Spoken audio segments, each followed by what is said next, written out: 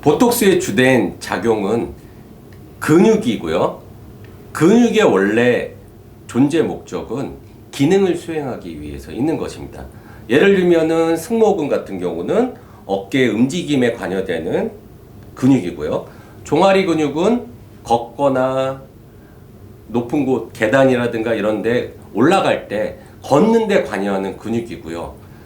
표정 근육도 마찬가지로 표정을 짓는데, 그러니까 한마디로 말씀드리면 근육은 각각 수행해야 될 인체의 움직임에 관련된 기능을 수행하는 각각의 존재 이유가 있습니다. 그런데 보톡스는 어떻게 보면은 근육의 움직임을 줄여주고 근육의 기능을 저하시키는 그런 치료제일 수가 있습니다. 따라서 보톡스를 너무 과도하게, 그러니까 그 근육의 고유 움직임을 너무 많이 줄이고 차단할 정도로 보톡스를 잘못 놓게 되면은 근육의 움직임이 상당히 줄면서 그로 인해서 여러 가지 기능 제한과 관련된 문제가 생길 수 있는 거죠.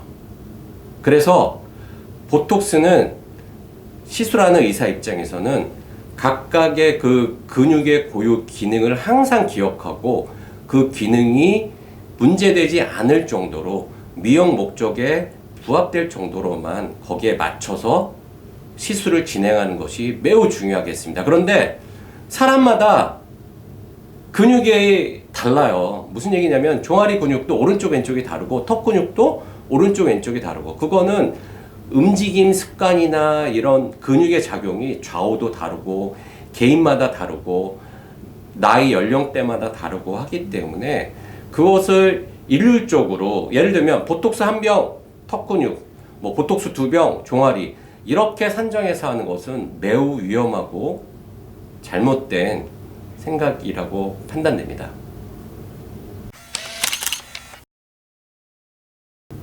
턱관절에 문제가 있는 경우는 대표적으로는 이를 간다거나 이를 악무는 습관 때문에 이 턱관절 자체에 큰 부담이 되면서 여러 가지 문제를 일으킬 수도 있습니다. 그래서 구강내과나 턱관절 치료하는 그쪽 치과 영역 파트에서는 보톡스를 오히려 치료 방법으로 사용하고 있습니다.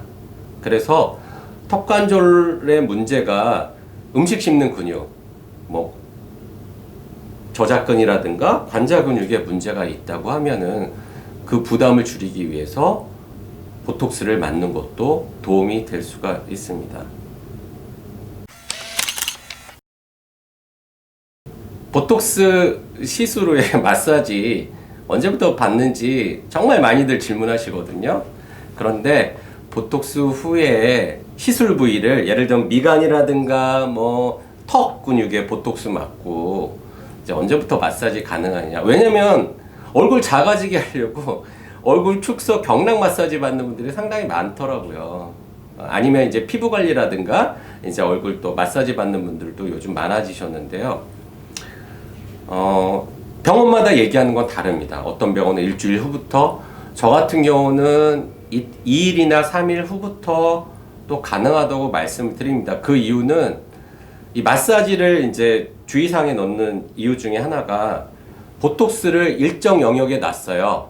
예를 들면 뭐 500원짜리 동전 크기로 놨는데 이걸 막 문질러 버리면 보톡스가 자리 잡기 전에 넓게 퍼지고 확산될 수가 있거든요. 그러면 보톡스에 타겟이 되지 않는 그 주변 미소 짓는 근육이라든가 다른 근육까지 퍼지면 표정, 원치 않는 그런 표정의 마비라든가 미소가 안 지어진다든가 그런 부작용이 생길 수가 있는 거죠. 미간주름 보톡스 같은 경우는 안검하수가 온다거나 눈뜨기 불편하면서요. 그래서 이제 마사지를 그냥 넉넉 잡고 일주일 후부터 하라고 하는 이유가 있습니다. 그래서 보통은 그냥 2, 3일 이후부터, 아니면 조금 여유있게 일주일 후부터 마사지 받으시라고 말씀을 드리고 있습니다.